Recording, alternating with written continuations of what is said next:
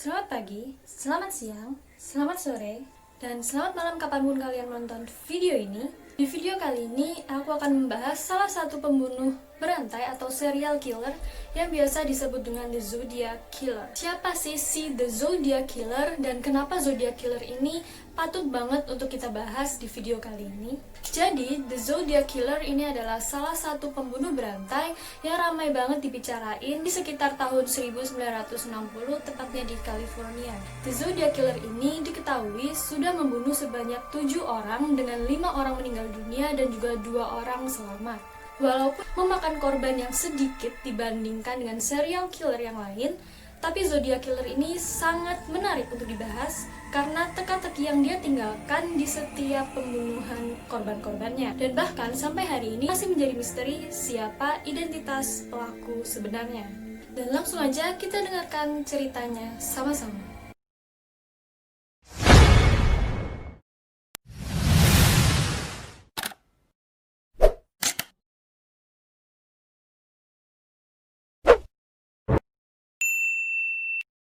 Untuk membahas kasus dari The Zodiac Killer ini nggak pas rasanya kalau kita tidak mengetahui urutan kronologi kejadian kasus dari The Zodiac Killer.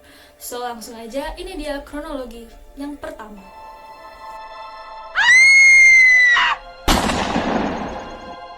Pada tanggal 20 Desember 1968, tepatnya 5 hari sebelum Natal, terdapat sepasang kekasih yang bernama Betty Lou Jensen berusia 16 tahun dan pacarnya yang bernama David Faraday berusia 17 tahun. Seperti orang pacaran biasanya, malam itu mereka berniat untuk pergi berkencan. Dan sebagai laki-laki yang baik, si David ini berjanji kepada orang tua Betty untuk memulangkan Betty tepat pukul jam 11 malam. Setelah dapat izin dari orang tuanya si Betty, akhirnya mereka ini berangkat jam 10:15 malam.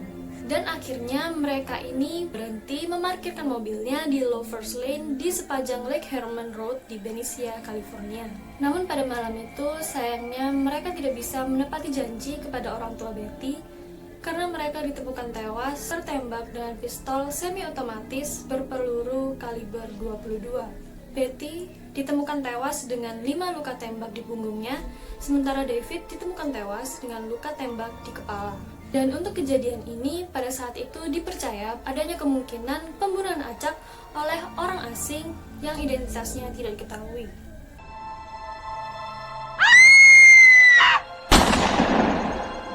Selanjutnya, pada tanggal 4 Juli 1969, ada Darlene Ferrin berusia 22 tahun yang malam itu pergi menjemput temannya yang bernama Michael McGeough. Setelah menjemput, mereka pun berhenti sejenak sekitar tengah malam menghentikan mobil dan parkir di Blue Rock Springs Park, Vallejo, California untuk ngobrol-ngobrol sebentar. Dan di saat itu juga ada pengemudi mobil lain yang tidak diketahui identitasnya berhenti dan turun dari mobilnya. Dan tiba-tiba pengemudi itu memancarkan cahaya ke mata mereka berdua dan menembak Darlene dan juga Michael. Dan setelah penembakan itu, sekitar jam 12:40 malam, ada seorang pria yang diduga sebagai pengemudi misterius tadi menelpon kepolisian Vallejo. Di dalam telepon, pria itu mengaku bahwa dia bertanggung jawab atas penembakan yang terjadi pada hari itu dan juga penembakan yang terjadi di Lake Herman Road. Setelah mendengar itu, kepolisian pun langsung datang ke TKP dan benar aja mereka menemukan Darlene dan juga Michael yang terluka parah karena tembakan.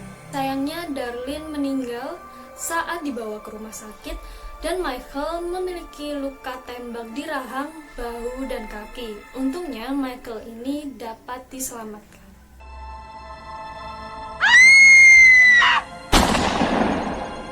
Selanjutnya pada tanggal 31 Juli 1969, 3 kantor berita media cetak lokal yaitu The San Francisco Chronicle, The San Francisco Examines, dan juga Vallejo Times menerima surat dari seseorang yang mengaku bahwa dia adalah Zodiac.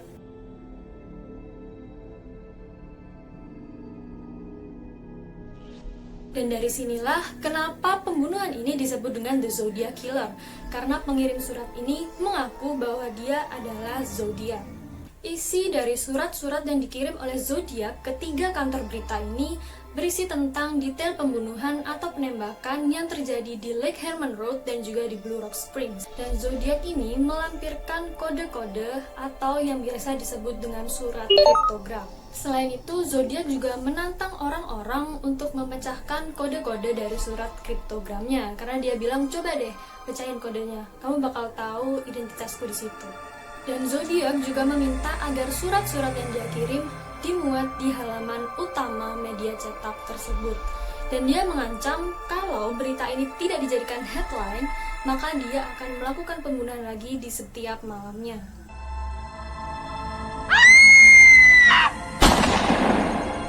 Pada tanggal 8 Agustus 1969, dua orang bernama Donald dan juga Betty Harden dari California berhasil memecahkan kode-kode dalam surat kriptogram yang dikirim oleh Zodiac. Tapi dalam surat kriptogram yang udah dipecahin ini tidak ada sama sekali identitas dari Zodiac seperti yang Zodiac janjiin sebelumnya. Malah dua orang ini menemukan motif kejahatan yang dilakukan oleh Zodiac. I like killing people because it is so much fun. Atau artinya, aku suka membunuh orang karena itu sangat menyenangkan. Begitulah awal kalimat yang dipecahkan oleh Donald dan Betty.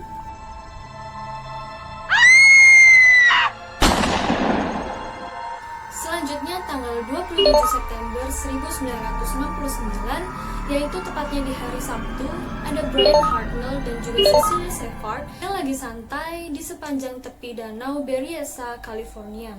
Tiba-tiba ada seorang pria yang pakai baju kayak baju eksekutor gitu, yang mukanya juga ditutupin, cuman kelihatan matanya aja. Itu mengaku kalau dia kabur dari penjara dan butuh uang juga mobil untuk kabur ke Meksiko. Lalu tiba-tiba si pria ini mengikat tangan kedua mahasiswa itu dan tiba-tiba menusukkan pisau ke arah punggung Brian sebanyak 6 kali dan Cecilia sebanyak 10 kali. Dan setelah membunuh dua orang tadi, pria yang memakai baju eksekutor langsung menuju ke mobil Brian dan menulis pesan pembunuh di mobil Brian.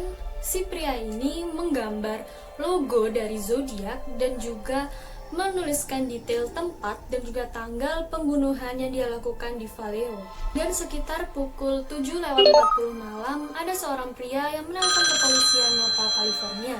Sama seperti pembunuhan sebelumnya, dia juga mengaku sebagai pembunuh dari dua mahasiswa di Danau Berryessa ini. Dan dari kejadian tragis ini, Cecilia menghembuskan nafas terakhirnya 2 hari setelah kejadian. Dan untungnya Brian selamat dari kasus penusukan yang dia alami.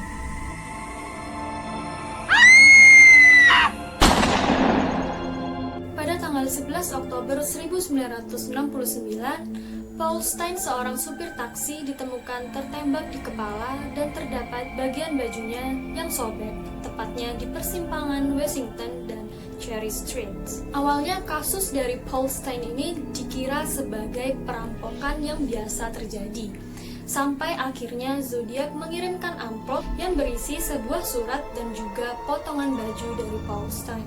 Dan di surat itu berisi bahwa Zodiac mengaku sebagai pembunuh dari Paul Stine. Dan diketahui kasus dari Paul Stine adalah aksi terakhir dari The Zodiac. Namun setelah aksi itu, The Zodiac ini diklaim terus mengirimkan surat dan diketahui pada tahun 1974 adalah surat terakhir yang dikirim Zodiac dan akhirnya The Zodiac dinyatakan menghilang.